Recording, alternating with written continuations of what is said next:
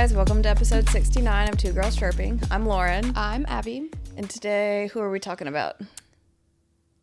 Bobby Ryan. Wow, sorry that took a second. Golly, I was like... We are talking about Bobby Ryan. It started as an unheard of story, but I think it's quite popular, actually. I think a lot of people know about it. I don't. And honestly, I was going to do 2 or 3 of them, but I think this is going to take the full episode. Well, before we get into the full episode, as per usual, I have my list. Starting from the top. Awesome. I would like to rectify my mispronunciations, of which there were many last episode. I have it on good authority from auto messages that were sent to me. I'm going to try and pronounce these correct. Norfolk. Worcester. Norfolk? Norfolk. Nah, I can't get behind you on that. Norfolk. No, that's just how we would think to say it. That's not how it's actually pronounced. Where did the Scottish accent come from? I'm sorry, continue. Bro, will you just let me get through some of these? That was an easy one. I've got... Okay. I'm scared. Worcester, Reading, and then I said, honestly, I can't say the qua, but it's, what is it? Like quam, but no N. So qua, Rivière, Lyon. Oh, yeah, that's the Canadians team. Qua, Rivière, Lyon. That's the one I was like, I'm scared to try and say this, and I butchered the fuck out of it. If you look closer, you can see the carcasses of my mispronunciation all over the world. And then we have, Randy clarified again how to say this one. It's the Wilkes-Barre Scranton Penguins. So the silly goose of the week is actually me from last week. That's my amends. Hopefully you accept them. Hopefully I won't pronounce things horribly wrong. I actually can't get behind Reading. It is spelled reading. That is crazy to me. Okay, now. Okay, Mike. Okay, now. Just getting my microphone. Okay. It's okay. Okay. That's fine. Well, I don't know. I mean, clearly I don't know how to pronounce anything, but that's because I didn't prep it. The only one I looked at is a word that I'm not even going to try and say again. And I was like, well, that's not going to stick in my memory. Fair. But you know what did? Draisaitl got his 1,000th career point. Try and say that 5 times fast. I did see that. He got 1,000 of them hoes. Which is crazy. That's, honestly, 1,000 points is kind of insane. 1,000 points is insane. How Keep many going. Ovi's got, what, like 1,900 now? I mean, do I look like ESPN? I don't know. Why is the sound on for my phone? The sound an belongs alarming on noise. D&D at all times. Anyways, did you see the clip of Marie-Philippe Poulon's grandma being at a game and blowing her kisses after they beat the Golden Eyes? Because it was so cute. It was so cute. If Jesus himself came down and said, it's you or it's poo, I'd sacrifice myself. Sorry, girl. I've had a good life. Who's had a better one? She's got more potential for excellence than I do. That's my thing. Yeah. So another cute. Honestly, the theme this week was pretty cutesy. Oh, there wasn't a lot of like horrendous things that were happening. Well, yeah. Thank Christ. There was just one, but I'm not going to talk about it. Great. I'll talk about my list. Okay. There was a Leafs fan that Bobby McMahon had met and taken pictures with. He had met him at a couple of meet and greets. He had passed away, and Bobby wore his work vest in tribute to him in a game this past week. I saw Bobby McMahon walk in a work vest, but I did not know the lore. Yeah, that man is so sweet. Isn't that Tessa Virtue's husband? No. Which one is hers? Morgan Riley. Oh, you're right. They look so similar, though. In my defense, no. They could be twins. That's wild. I want you to look up a picture of them both. And maybe it's just because I hear Morgan Riley's name and I think Bobby McMahon's face. Let's see. Also, did you see Caden Gooley got a buzz cut? He's back from long-term IR, as he loves to do. And he pulled a season 2? Season 2 of One Tree Hill. He pulled a Lucas Scott and just buzz cut. And I think I am right about it being season 2 because that's when him and Sophia got married and then he cheated on her with Paris Hilton, allegedly. Yeah, and Morgan Riley. Where's Bobby McMahon? Yeah, I stand by my statement. That's fine. I'll stand far away from you on that one. Fair enough. I can't remember who else it was. Maybe we've already spoken about this, but the Blue Jackets got a new head coach. I want to circle back to the Caden Gooley buzz cut. Okay, let's speak on it. Because it takes a very specific type of person to be able to pull off a buzz cut. And a blonde man. It's normally a blonde man with intense cheekbones, and that is Caden Gooley. But for some reason, it doesn't, like, sit fully right with me. Like, he doesn't look awful. I like it. I don't hate it. Like, I think, yeah, you've been on LTIR twice, 3 times, I think, actually, in the past 2 seasons. Yeah, maybe let's cut our hair off, because maybe there is something. It's like Bleachella. When Taylor Swift went bleach blonde during her Reputation era. Taylor Fritz went bleach blonde for about a week. It's also, is it Mart Barzal that... Mart? Who the fuck is Mart? I don't know. Is it Matt Barzal that normally shaves his head at the start of every season, and he didn't last season? And they're having a great season. They're having a phenomenal season. Also, I'd like to speak on it. If Dougie Hamilton is getting traded, I think he should go to the Islanders. Because it's not that far away. They are having fun. Their admin's good, so I'll get to actually see him, and I think he would fit in there. Yes. You know who needs more demon? The Sharks. Do they? Everybody needs more. My thing is, yes, he said no to the Shark trade initially. That's rude, number 1.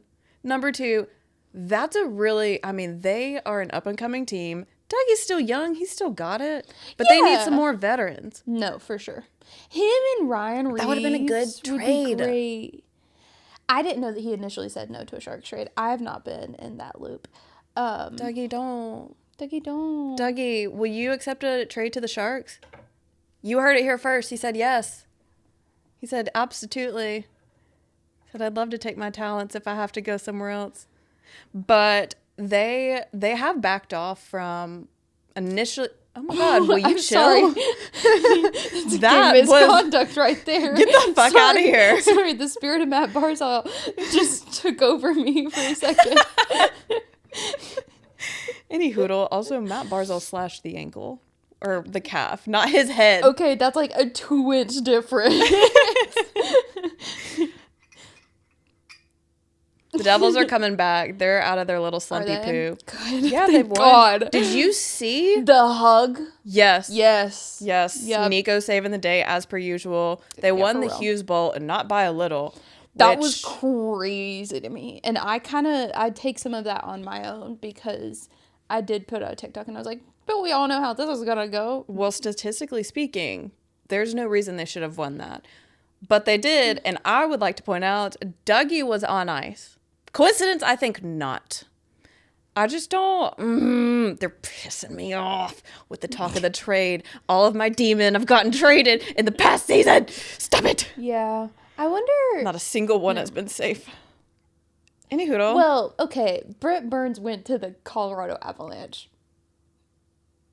I'm not worried about him. Saying what happened didn't make it not painful. That team's not the same. I don't feel the same about them. There's no Brent Burns there.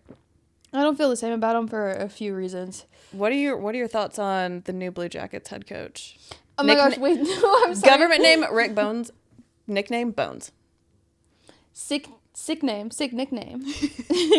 My cat got a bath today. You probably can't tell because you can see he's a bit spiked. He said, "Let me come show you." Do not. I saw that light in your eyes. Do not jump on that. I saw that too. Ooh. Sick name. I don't know anything about him other than actually no, I don't know anything about him. He coached for a long time and then he retired to take care of his sick wife, and then now he's back. That's the word on my street. For the Blues? Blue Jackets or Sabres? One of those 3. I'm sorry, I forgot to list. I think it...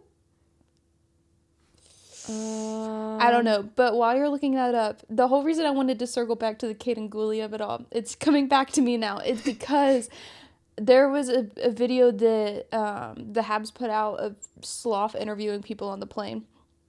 Yes. It was the Stars that he took to playoffs. I was like, oh. He took them to playoffs, and then last he coached for the Jets. He really was only gone for 1 season. Oh, okay. I mean, that's an honorable reason to leave. I was like, why do you leave? I mean, yeah, you should be taking care of your sick wife. Yeah, the bare minimum. We'd love to see it. Bare minimum. I mean, I guess it's not the bare minimum, but it's pretty low. But Kirby Doc was in the little thing that if you're following my train of thought still, the Habs media where Sloth was interviewing people on the plane, asking them what they like to do on the plane. Kirby Doc was on the plane traveling with the team. Now, it could be old. I am very well aware that they've pre-filmed some stuff. I believe you told me they pre-film all of their content. And I said almost all everything. of it, even the trends. And you said, maybe not the trends. I was like, how did they predict the future? How did they know that this was going to happen? I think that's so Raven did. Literally. Yeah. What if the trends that we see on TikToks are just implants so that the NHL can pre-film all of this? They just make implants into social media so that they can then follow that trend.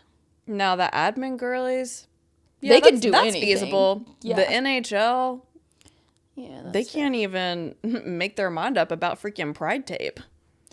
No. Cowards. Anyway, Abby California. Bro. What are you doing? It's Friday. That means something different to you. It's my weekend to work, so I'm like, ugh. But she's like, it's Friday, motherfuckers. Don't call me up. I'm going out tonight. I'm going. Yep. Sorry, you go.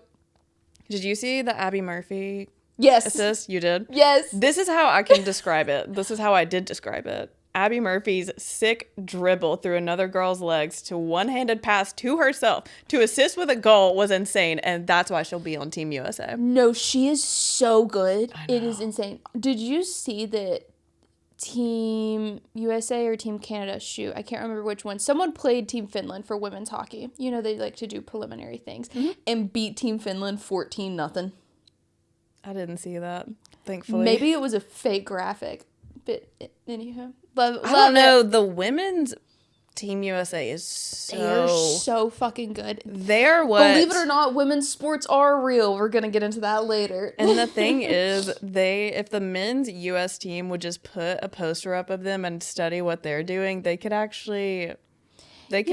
probably dominate a bit. But they don't deserve to. No. You know who does deserve her rights, though? Me.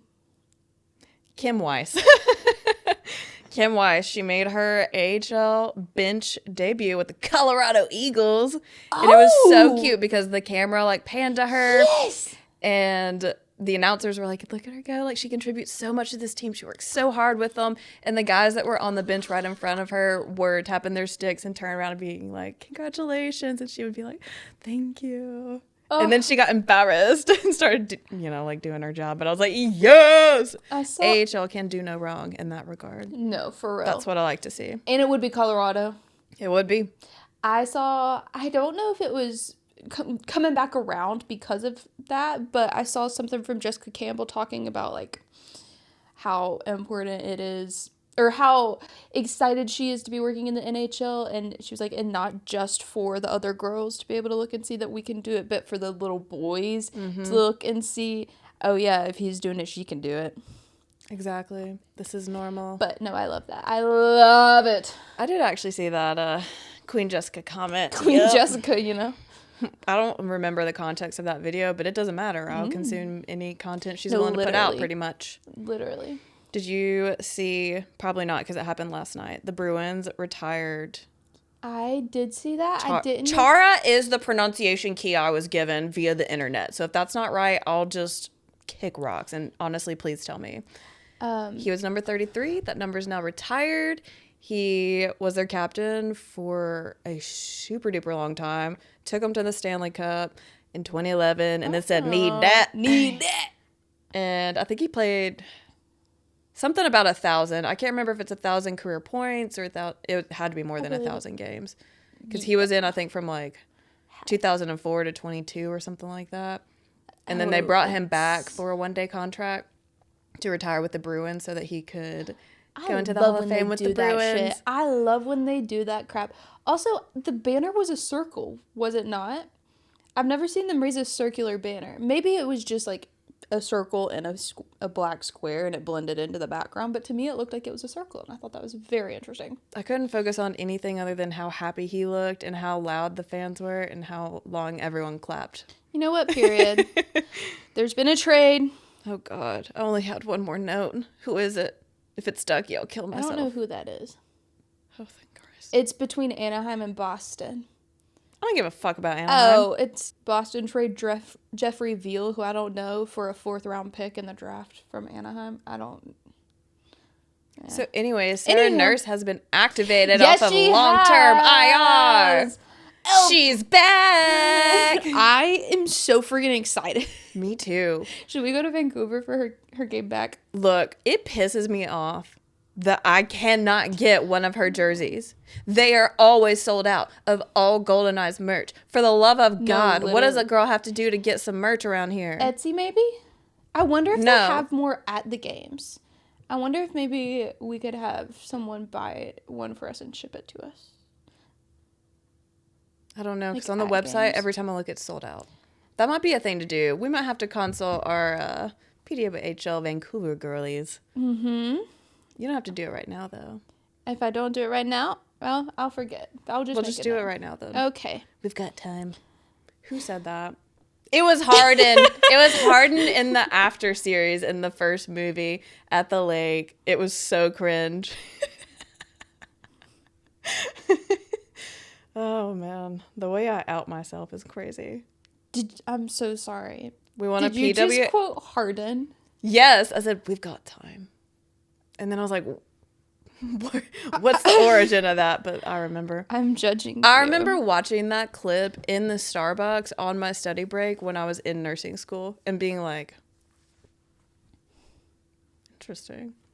The first movie, honestly, I like to speak on that for a second. I'll be so fast. The first movie was not horrible. It was for the teeny boppers. It was very PG and cringy, but the chemistry was great. Every other movie from then on, I don't think, it took me several attempts to make it through the movie because the cringe was so hard. But I did it because I read the book. I had a signed copy of the after book. I read that shit when it was on Wattpad when that name was Harry, as in Harry Styles. How did you get a signed copy of this? The frick, Lauren? I'm just not like other girls, you know. I just like. I was really locked in on that for a minute. It's like, okay, there's this YouTuber who does commentary on things. Dylan is in Trouble. Love him. I watched his commentary on those movies because he like hate watched them essentially, and that was more than enough. Oh, it was horrendous. I do think it's so funny that there are just like multitudes of books out there that are just fan fictions that have been published. As a One Directioner till I die, till I'm cold in that corpse. Yeah. Yeah, I read all of that stuff. I'm an original Wattpad girl. Was it like It was cringe on Wattpad too. Did you read the like your mother has sold you to One Direction? Yes. Yes. You know, yeah. You're putting your hair in a ponytail, coming downstairs. All of a sudden, Harry Styles and Zayn are in your kitchen. Your mom's talking about how she sold you to them, and you're not even upset about it. It was crazy times. You don't even understand. You were like 16. Yeah, I read that shit. If I was, no offense, but if I, 16-year-old, was sold to One Direction, I also wouldn't care. I'd be like, bye, Mom. I'll send you a letter. Maybe. I'm going to be on tour. Be with them. You know where to find me. I'm going to be in the pit. Literally. So, yeah, what was their hairstylist? Or I don't know if she was just their hairstylist, but she also had her daughter that she brought along tour with them. And wasn't Harry like her godfather? Yeah, I don't think we have to bring them into this. I do remember your names, though. I hope you're doing really well. I saw her the other day talking about those times.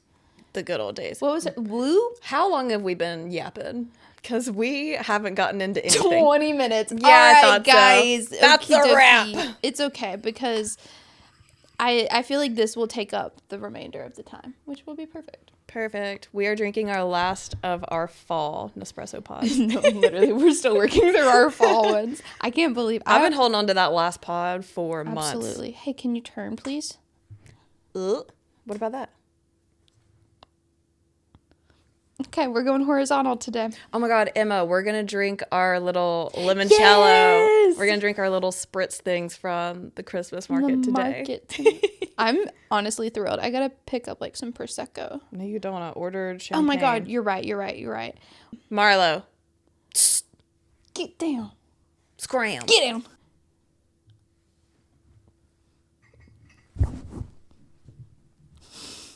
He doesn't like liquids being thrown at him. So you threw coffee, which stains easily. It was a tiny amount and it worked. Okay, this is... Oh, no, because there's like 8 pages.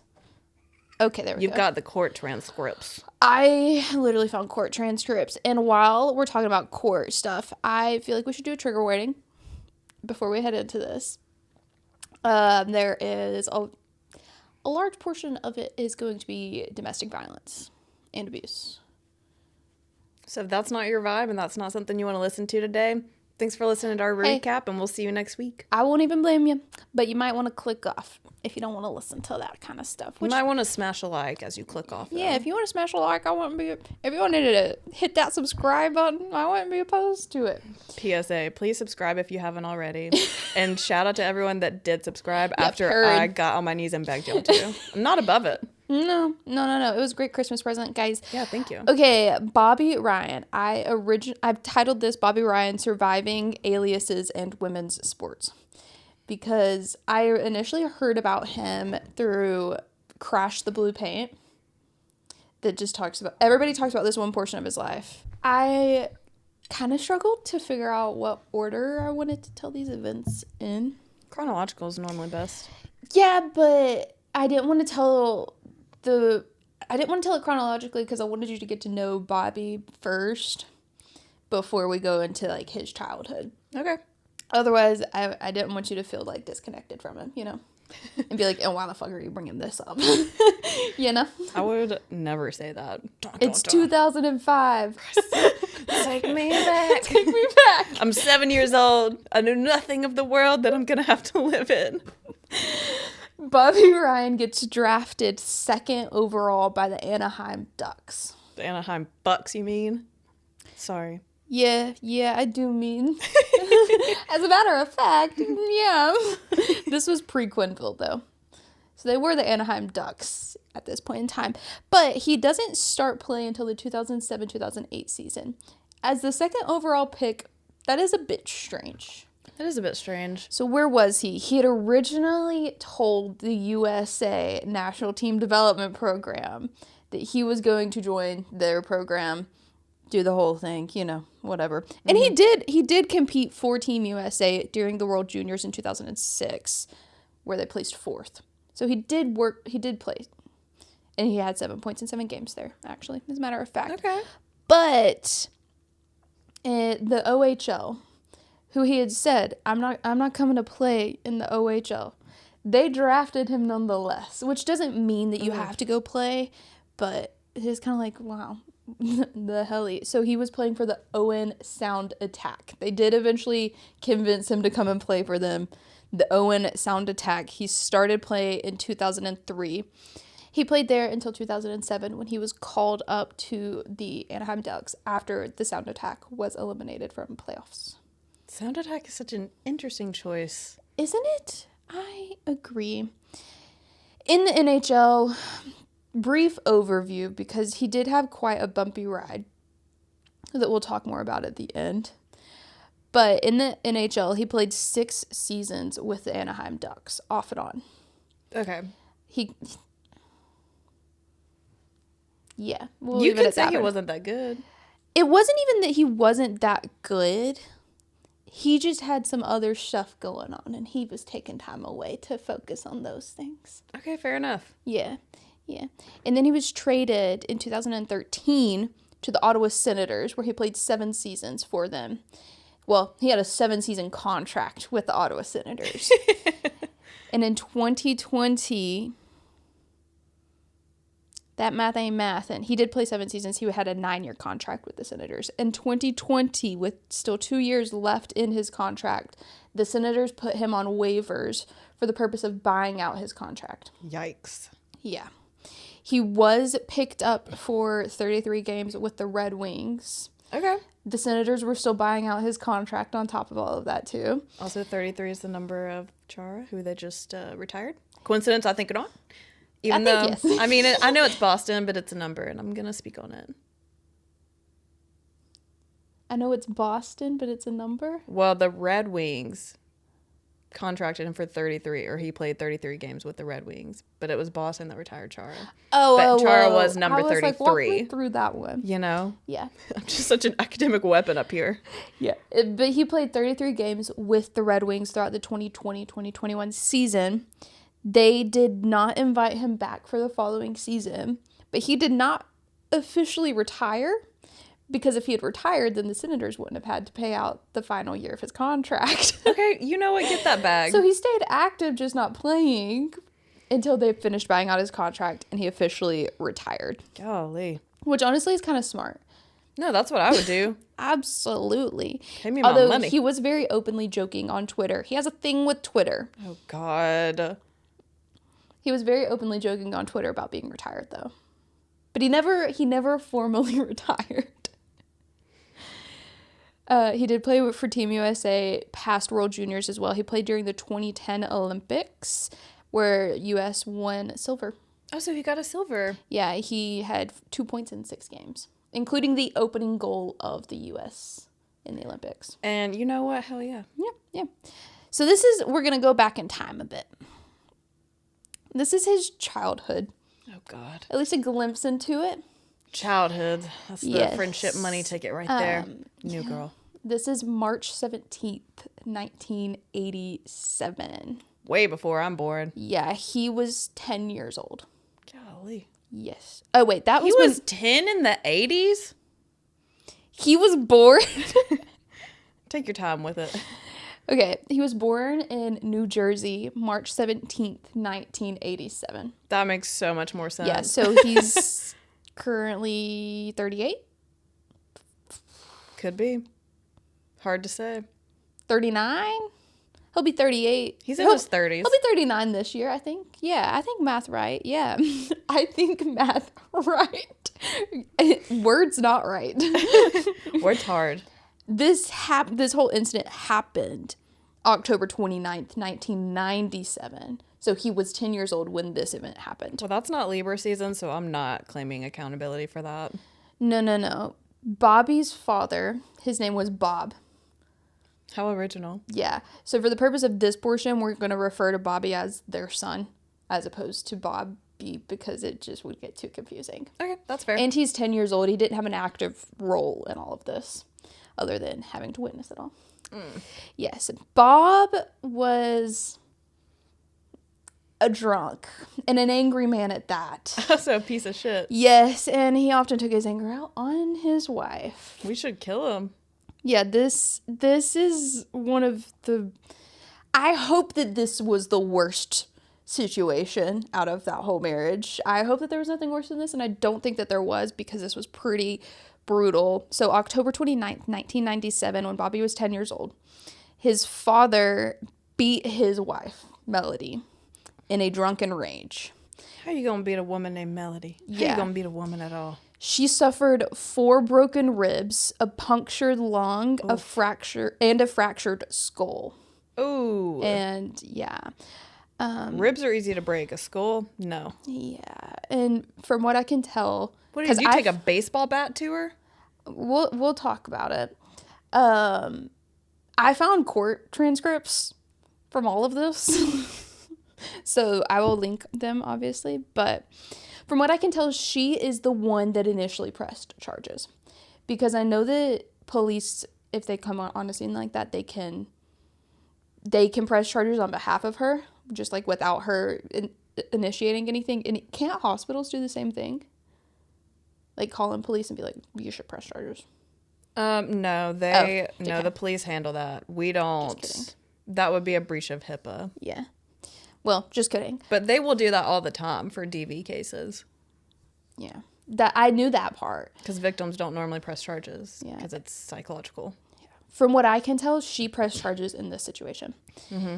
And on November 6th, she testified in court just a week after. Good for her. That takes such guts. With 2 black eyes and both severely swollen, like almost shut black eyes. Oh. Here's some of the court. That's called ecchymosis. Testimonies. This is like the court said this piece. These violations arose from a brutal, sadistic, and prolonged attack from the defendant on his wife during the late evening and early morning of October 29th, 1997. The uncontroverted facts show that during a drunken rage, one defendant, Bob, tortured his wife so severely that she was critically injured and had to be medevaced by emergency helicopter to Cooper Hospital Trauma Unit in Camden, which I was like, oh, trauma. Oh, yeah, you're going to go to trauma for that. Oh, yeah. Here is Melody's testimony of it all. Just overviews, because there's a lot more detail. If you want to read it, I just didn't feel like putting it in here because it's hard to read. He came into their bedroom the night of the 29th and held her down by his knees as he beat her with both fists for approximately 25 minutes, which is an extremely long time. That's a lot of physical exertion. Do you know how long it takes to strangle someone to death? About 7 to 10 minutes. So he beat on her for 25 minutes. Yeah. He then drug her down the stairs by her hair and shoved her in his van and told her they were going to see a friend. She somehow escaped the van and ran to the neighbor's house banging on their front door. Bob managed to catch up to her, strangling her with both hands and dragging her back to the van. I didn't know that when I said strangling. I know.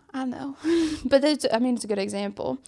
He threw her back in the van. She somehow managed to escape again, ran to another neighbor's house. Their front door was open, like unlocked. Mm-hmm. And so she ran inside, locked the door, told them to call the police, and hid in the powder room, trying to hide from him. Where was the first neighbor? They're not home, maybe. I don't know. They didn't answer their door. God. Yeah.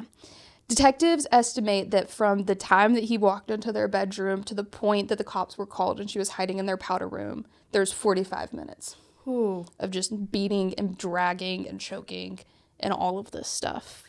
Also, where is their son in all of this? He was in the house. Great.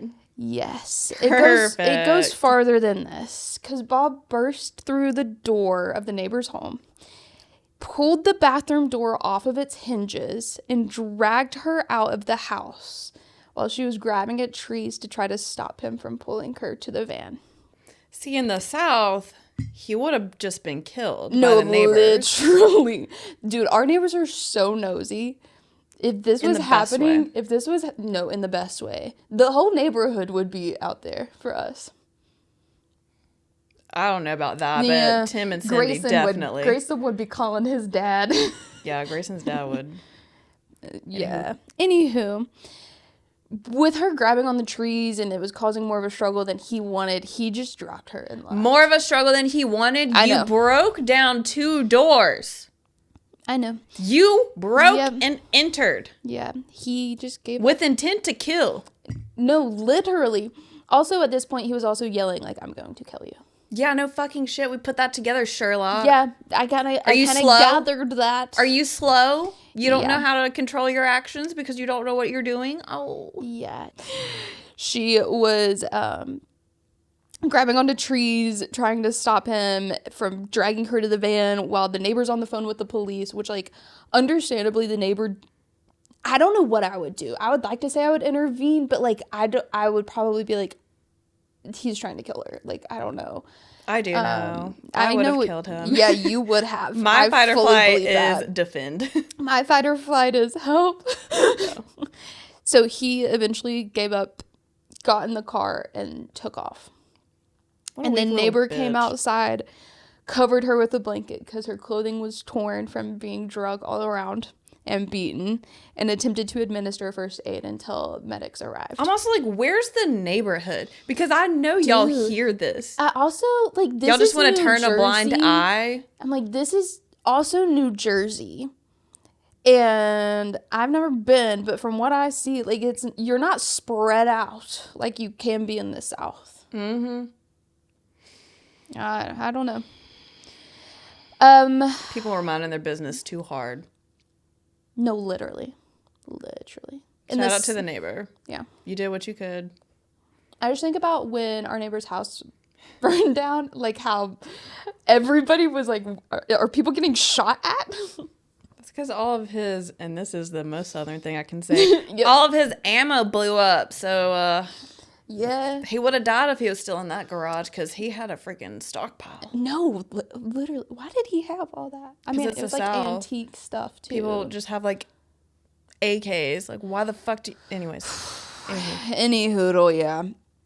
She was transported to a nearby ER and quickly airlifted to a trauma center after they found the extent of her injuries. Yeah. She was still under medical care at the time of the hearing. But she still went to testify. Oh my God, good for her. Yeah, so that the court could see the extent of the injuries. So few victims can actually testify against their assailant. It is crazy to me. Yeah.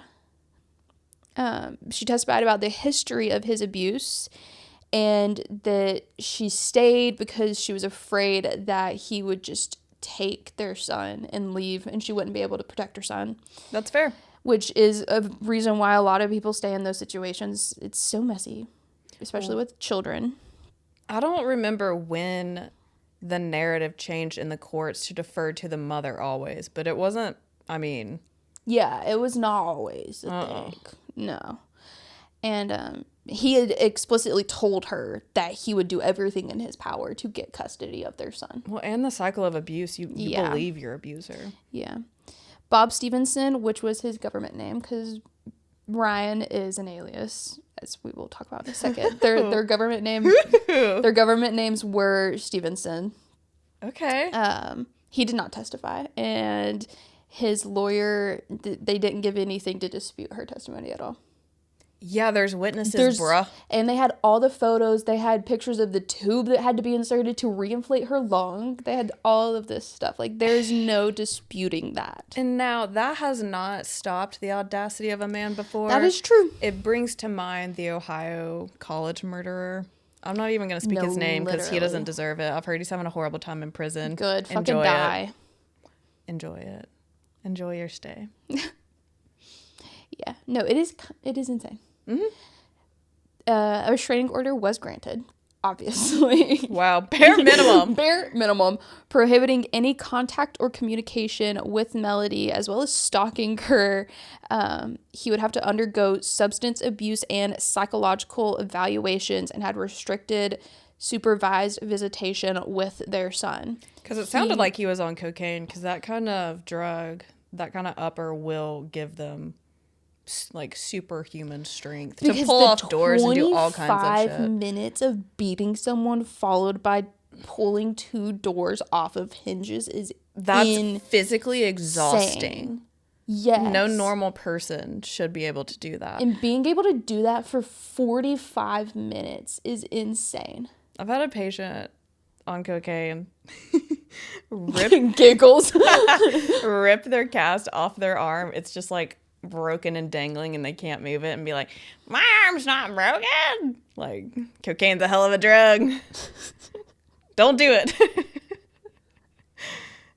Anyways, a day in the life. He was also charged this isn't funny. He was also charged with criminal attempt murder, aggravated assault, burglary, criminal mischief, threatened violence, and criminal restraint. I don't know what that one is, but Oh, I guess because he restrained her. Yeah, duh, Abby. Not duh. We thought about it at the same time. Yeah. Morbid has trained us well. And he was arrested on bail of bail? Yeah.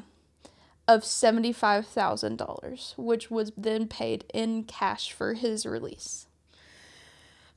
You're going to let a violent offender out on bail. We should have just brought back public executions.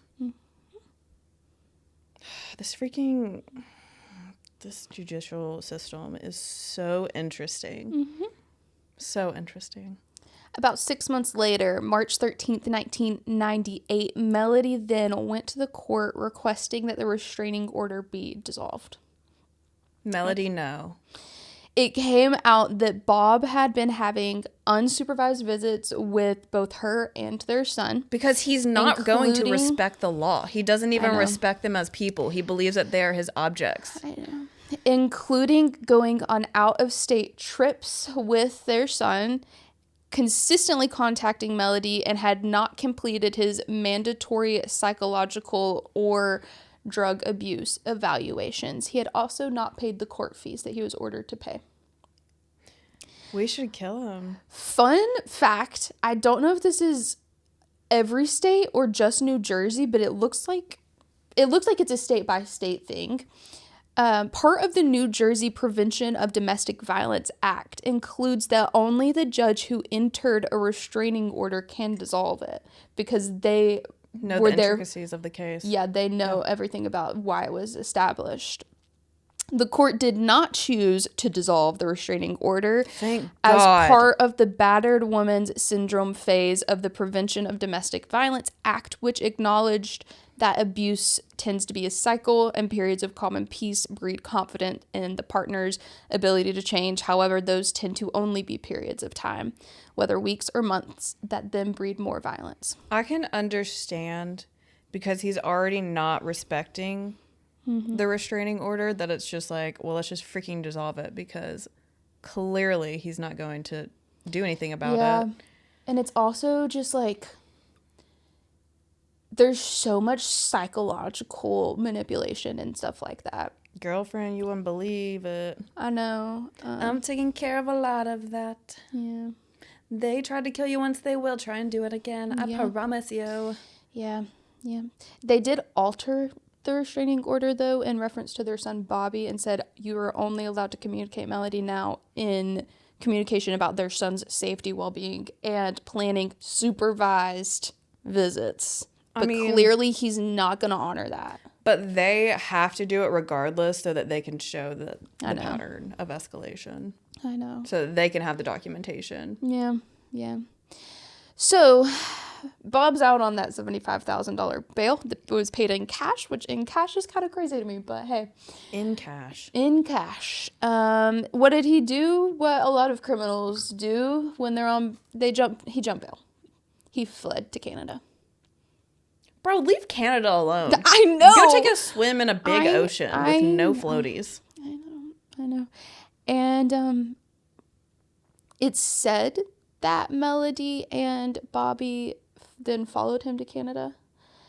I didn't find Bobby say that at all, but I do know for a fact that they then followed him to South California. Why? Where they settled down under the alias Ryan, which is where Bobby Ryan comes from. And it was taken after Bob, the dad, watched Saving Private Ryan. He liked that last name, which is a crazy thing to take from that movie. It's crazy that you watched Saving Private Ryan and that's what you got from it, was, I like that last name. I'll take that and make that my alias while we're on the run after I attempted to murder my wife. And my wife's just moving with me, with their son, girlfriend. It's like, I can't. Those are such frustrating situations, but I truly don't believe that either one of them should have had custody or been in contact with Bobby. It's just he should have been taken out of it, because he shouldn't have been in that situation. It's a horrible situation, for sure.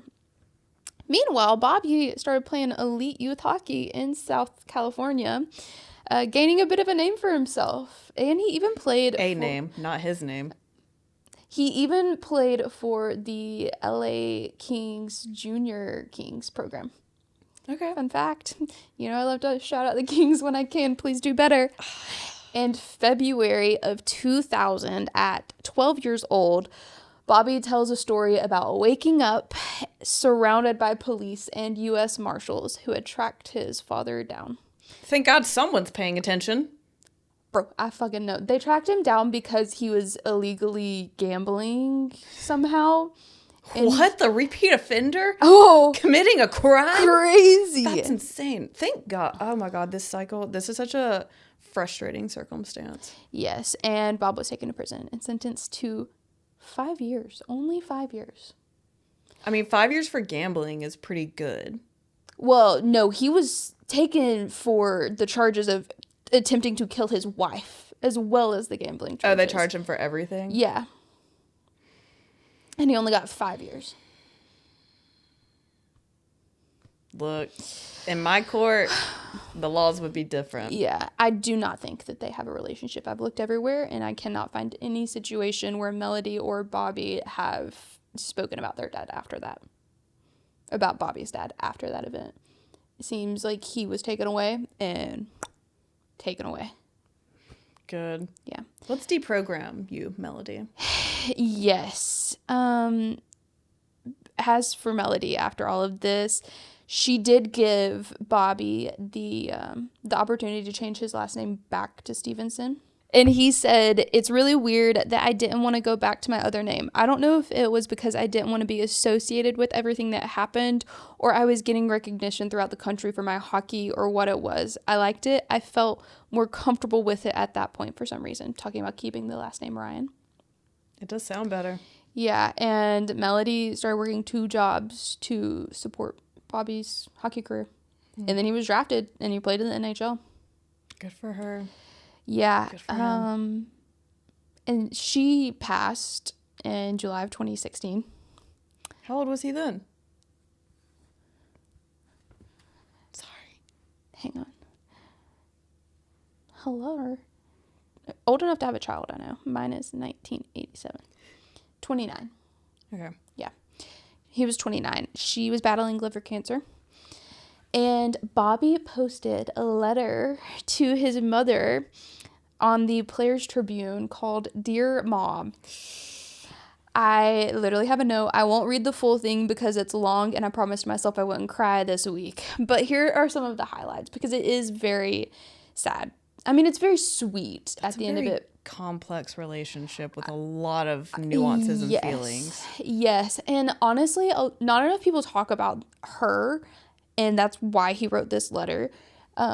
Most people just say, like, oh yeah, his dad beat them, and then they went on the run, and he lived under an alias. Honestly, and then he played in the NHL.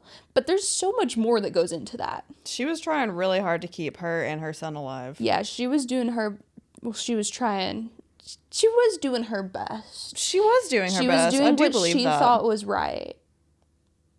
It is just sad to me because I'm like, did you not have family that could help? No, they isolate you from family. They do, that's true. They isolate and gatekeep. Gaslight, gatekeep, call his new mainstream, toxic, hypnotic. Grab a couple bills from his wallet. That song is such a bop. I needed that because that is a lot of information. Yes. These are some snippets from the Dear Mom letter. The opener, first of all, the first time I saw that he wrote this letter and published it on the Players Tribune, I got to this first part and then I started crying. And so I had to put that away. If you start crying, I can read it. I will not start crying. Dear Mom, I lost you just a few days ago and I already miss you a lot. Even though I got the chance to say goodbye, there are still a few things I would like to tell you. He then goes on to talk about regarding the situation with his dad. Plenty of people have asked us about that story, but I don't think enough people know about your story. Period. Which is sweet. He says, you had to take on more than you probably ever thought you would, more than any parent should have to, but you didn't panic. You always seemed to be in control, even though you might not have felt like you were, and you did such an amazing job. Mm-hmm. when I think about you, I don't think about what Dad did to you. I don't think about how scared we were when he was caught. I don't think about any of that. Instead, the first thing that comes to mind of all things is California Pizza Kitchen. And he goes on to tell about... California Pizza Kitchen slaps. CPK does slap. He then goes on to say that, like, they didn't have any more money than they needed to pay their bills. I mean, she's working 2 jobs, and hockey is so expensive. But they would save up everything that they could to be able to go out to eat every 2 weeks. And they would always go to California Pizza Kitchen and just talk about life and all this stuff. Dude, a little Caesar salad, a little pizza. Ooh. A little CPK pizza. A little CPK. He says, you worked 16 hours a day so that I could realize my dreams and becoming a professional hockey player. You got a job as the assistant GM at the rink during the day so I could skate for free. And you worked the check-in desk for an airline at night so I could fly on standby to go to tournaments with my travel team. And somehow you also found time to homeschool me, make me dinner, and teach me how to be a man. Oh, he was like hockey. He was like homeschool hockey. No, he was homeschooled hockey. How do you go to... She's so smart to get those very strategic jobs. It is so smart. I feel like you see that a lot with NHL players. A lot of people are like, yeah, my mom worked at a rink so that I could skate for free. And then she also had a job at night. Austin Matthews' parents freaking killed themselves to let him be a hockey player. Absolutely. Oh, he said, now that you're... Oh, my God. This is the part that made me emotional. Now that you're gone, I feel like I got robbed of the chance to take care of you in the way I wanted to. I knew my turn was coming, even though I realized I could never repay you for what you gave me. I looked forward to providing for you as you got older. You sacrificed your happiness in order to make sure I wouldn't have to sacrifice mine. 12 is a tough age. It's sort of a pivot point when kids begin adopting habits they'll take with them into adulthood. And I was angry and confused, but you never let those kinds of things go unchecked. You always held me accountable. You gave me the room I needed to be a teenager, but you also stepped in when I needed to learn the lesson. Which, love. Especially with his father's anger. She said, nope, you're not going to be him. Nope. Yeah, and like that is kind of crazy to experience that at 12 years old. Like all that. Yeah. Fuck. Can you imagine? No. Just like waking up at 12 years old and you're surrounded by cops and U.S. Marshals. I can't imagine any aspect of what he's experienced. Yeah, from ages 0 to 12. He knew that they were on the run from the police. I mean, at a certain age, normally you realize that the relationship that your parents have is not normal, you know? Yeah. Like, that's when you're in school and you see other kids and you see other parents, and that is a very... I mean, I'm not speaking from personal experience. I'm just speaking from what I've been taught in school. Yeah. Because my parents, thankfully, are still in love 30 years later. Yeah, thank God. And then he talks about... Okay, this was like towards the end, and this is the last thing I want to pull from it. I do recommend reading it, but he said, thank you for giving me your blessing when I asked you about proposing to my wife Danielle, even though you and I had never had the conversation about her taking over the role as the main woman in my life. You'd been the most important person to me for so long, so I knew it was a big step. And I just think that's so sweet. Like, boy mom. Boy mom. Boy mom. That is really sweet. That's a very tough transition. Yeah. Realizing that your kids are adults is very tough. Yeah, he talked about that in the letter too. It's like, yeah, I mean, you were there for every single thing throughout my childhood, and so I knew that made the transition to me being an adult even harder on you, but you didn't let me see it. And to take it out of being in fight or flight after that long too. Yeah, that's insane. And essentially, like, I mean, even when piece of shit was in jail rotting, hopefully. I mean, she still is killing herself to make sure that her kid's gonna be okay and have opportunities. Like, yeah, I can't imagine that transition. No, that's crazy. And I'm not trying to. Yeah. Yeah, so then he played in the NHL and he had an all right career. She also, their firstborn baby was born like 2 or 3 weeks before she passed. And they kind of knew that she was nearing the end of her time. Mm-hmm. And so they basically just spent every second with her so that she got to hold the baby and like all the stuff. Oh my God, they did that on The White Queen in I don't know that one. And it's a Star show. It's about Edward IV and the War of the Roses. But when the Queen's mom, who was her best girlfriend, was like dying, she like had a baby right before and like took the baby to her mom, and they were both dying, and she was like, "Take care of him, take him with you when you go," and then they like died together. It fucked me up, man. That's so. That beautiful. Is horrible. It was Rebecca Ferguson as the Queen too. You would know her. I know who that is. You saw her. She was in the Tom Cruise movies. Rebecca Ferguson. She's so funny. I think she's Swedish. I can't remember. It was her and Max Irons. Oh, I know Max Irons. Yeah, you do. He was in that Halo movie, wasn't he? I don't know. Oh my gosh, yes, I know her. Yeah, you know her. It was so. And I just got a notification that's perfect timing for this. Hang on 1 second. A package just delivered. Okay, let's get into some of All right, we're back. Abby had to do an outfit change. This is perfect. Show the people your shirt. This is perfect timing. Everybody watches women's sports. All the cool kids do. And it's perfect timing because we're going to talk about some of Bobby Ryan's not finest moments. Oh, beautiful. Yeah, because, we got to call out the good and the bad. Well, the thing is, with that type of, I almost said trauma, but I mean, yeah, childhood trauma in particular, that's going to shape you as an adult. Yeah, let's fast forward to 2024.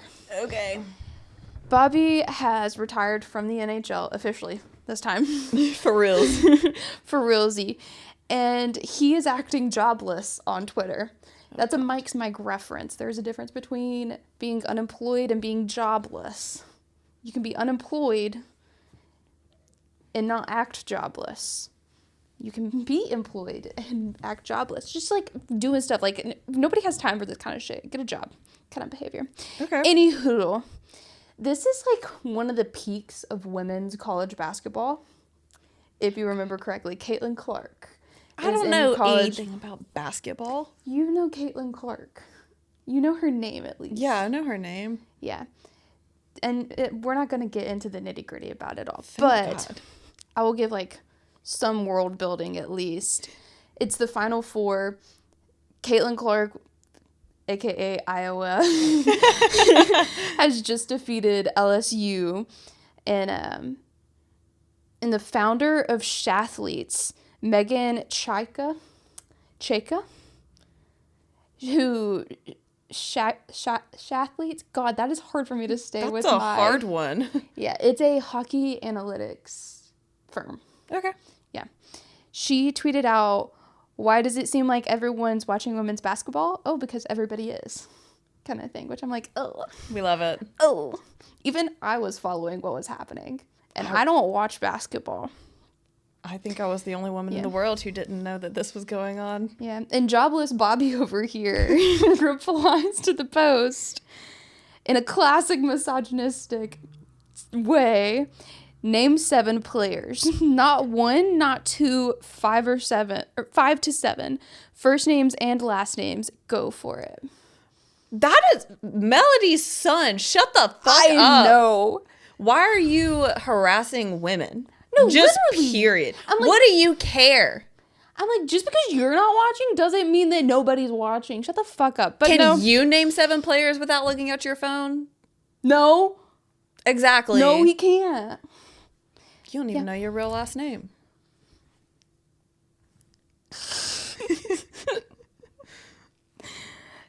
He received an understandably large amount of backlash on Twitter or X, whatever the fuck it's called. I might have to get a Twitter account just to find that tweet. April 2nd, 2024. Hey. Oh my God, that was literally like 2 years ago. Yeah. Dang. Yeah. He responded to the backlash, to calm everybody down. Guys, holy hell, relax. It's 8:43 and I want to go home and pretend women's sports are a thing.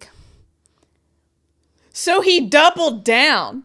So you gaslit, then you invalidated. Mm-hmm. Shut the fuck up. Bobby, son, I see your father is still alive and well. His grammar on this whole tweet too was horrible because I literally wrote his grammar is impeccable. Men are such simple-minded, huh? Which is also bad grammar from me. But I wonder if there's like a character count on Twitter or something. Well, his next tweet was like way more characters. Okay, so no, okay. Yeah, okay. Chris Johnston. He was homeschooled, so. Chris Johnston, who is a senior writer for The Atlantic. Yes, they love to clap back. He also, no, for real, I love The Atlantic. They love to clap back.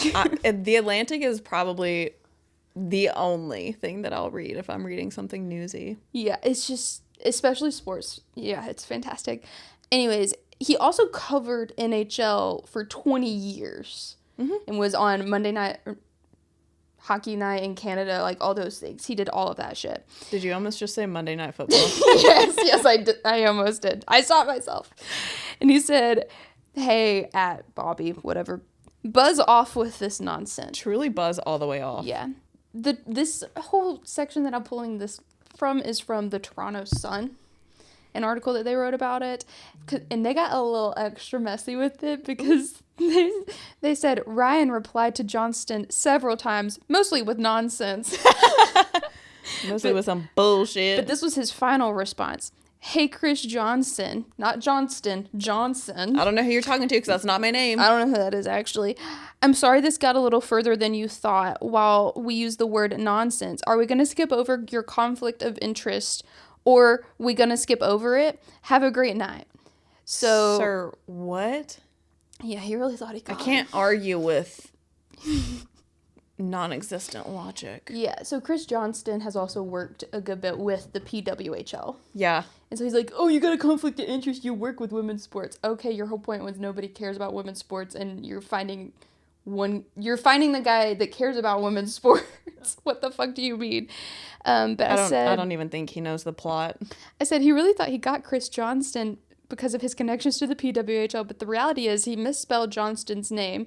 He had a run-on sentence, an incomplete sentence, and he finished with have a great night, like a loser commenting hate, followed by hope this helps. That's just embarrassing. It's so embarrassing.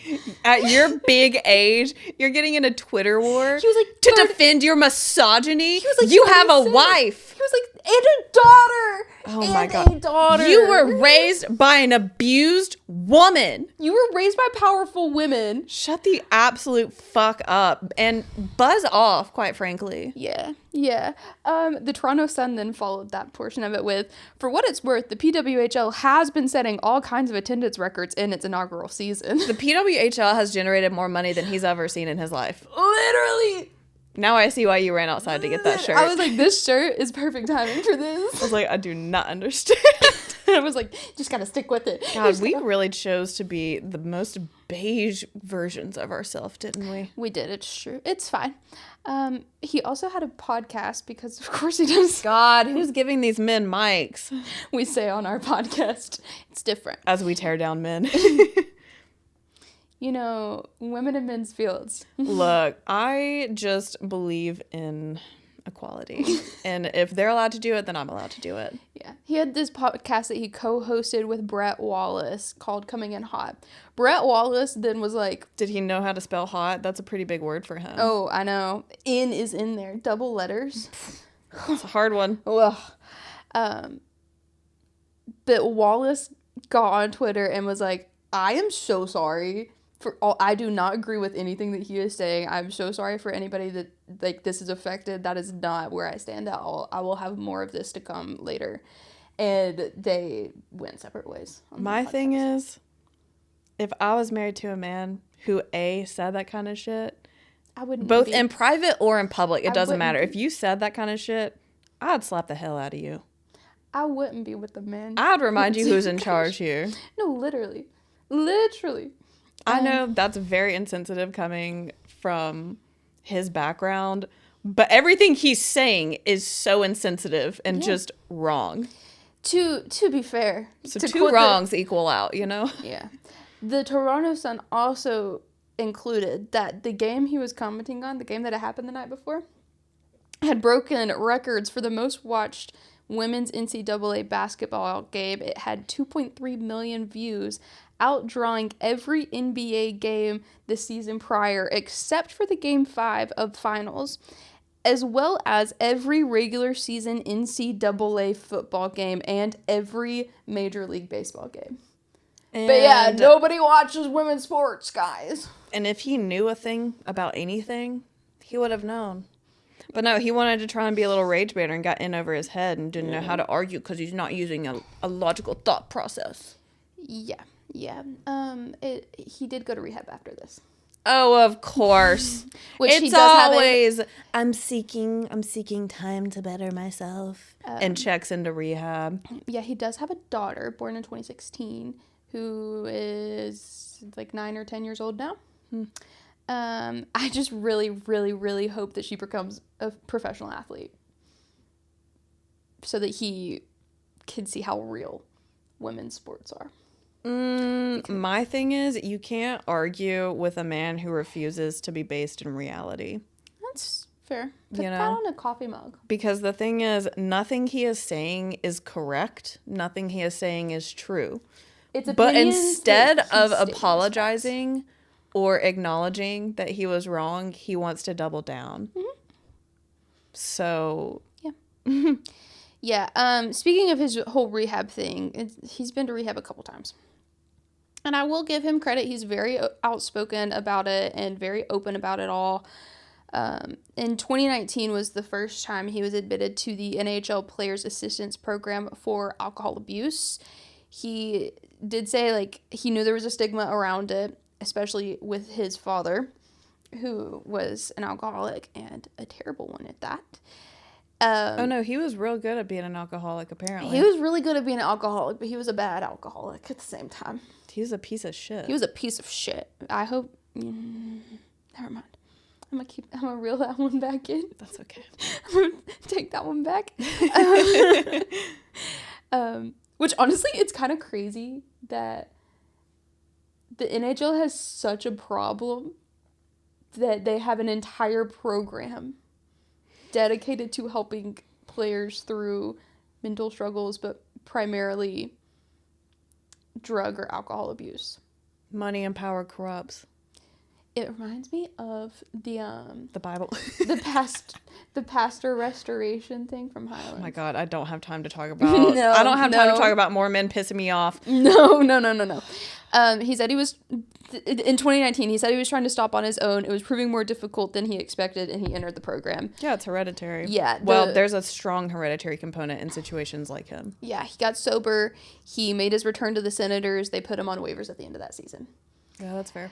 Which his performance wasn't. You can't, if you're not putting up good enough numbers to outweigh the damage you're bringing and the negative publicity, it would make logical sense. I mean, Vegas, I'm speaking to you specifically. It would make logical sense to just get rid of them. But I mean, I'm a woman, have to have so morals and convictions. My brain's a little bit more developed than your average man at my age. Get wrecked. This is the Get wrecked.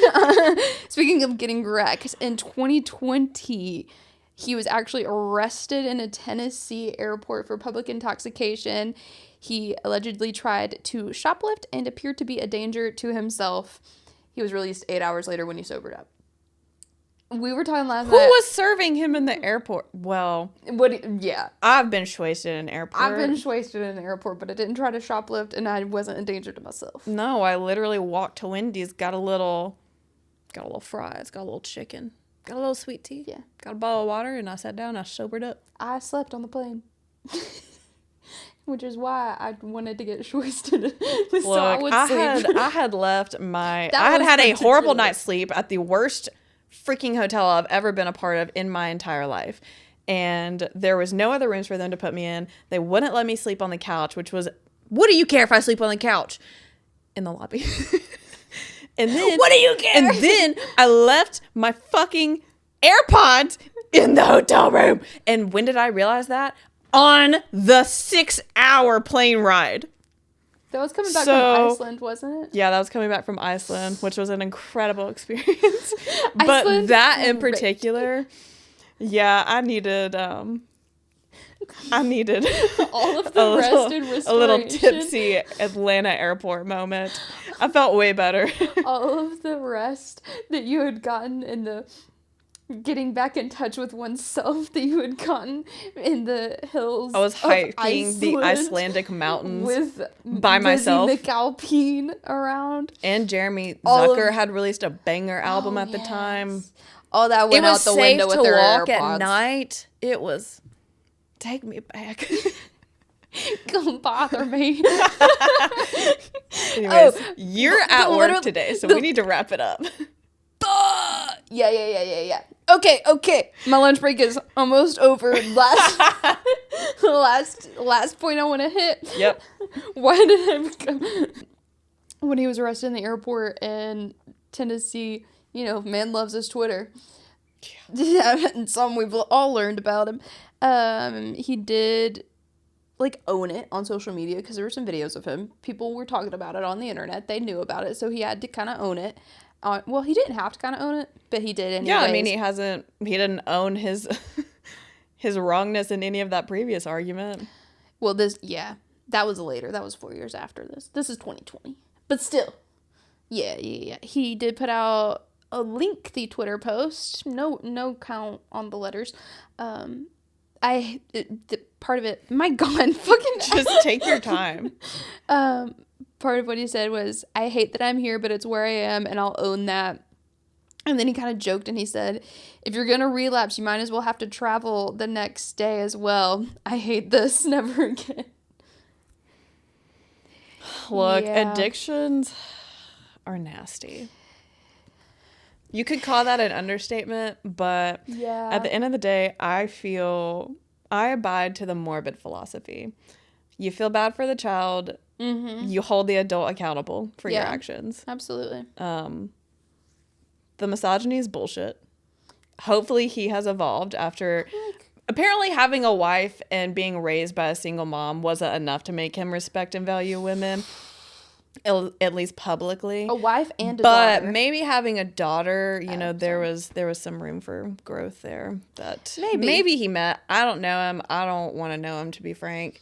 He sounds like a Kachuk to me. He sounds like one of them. And good luck on recovery, because no one should be held a victim to your own addictions. I think we should throw some more research into how to fix that. But I don't know that. It's a very beautiful thing for you to say, Lauren.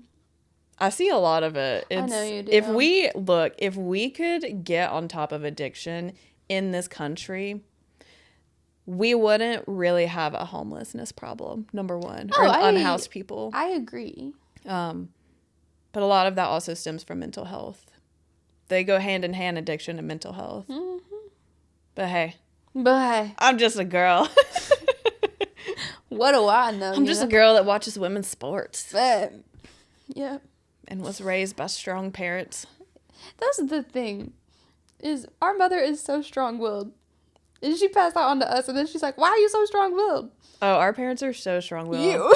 So strong-willed and so independent. Both of them are. Yeah, that's the thing, is they raised us to respect ourselves, respect others, and know our value. And that's why we're still single. Yeah, because then that's why they don't have grandkids. And they're like, you should get a partner, which they would never use the word partner, but they're like, you should settle down. I'm like, I am settled. You taught me to be able to provide for myself, and the education can never be taken away from me. Like, what do you mean? Period. This is your fault. No, I mean, I take accountability for my need for academic validation. I'm about to take accountability for this omelet I'm about to make. Period. Do we have anything else to say? I need to go into the office. All right. Until next time. Until next time. There are good men out there. Let's name them. Randy. Anyone from the crew. I think he's the only male in the crew. Tom Dangs. Tom Dangs is he's good. He's not the only male in the crew. He's the one I talk to the most. Just don't. That's the only male in the crew. Nate from Discord. Nate may be part of the crew. I think Nate if you're a male watching our stuff consistently, shout out to you. You are included in the men are good. If you're the 3% of viewers that are male, thank you for being here. Other good men, as far as I know, well, he's a child. I'm going to say it anyways. Will Smith, Macklin Celebrini. The future is teal. The future is teal.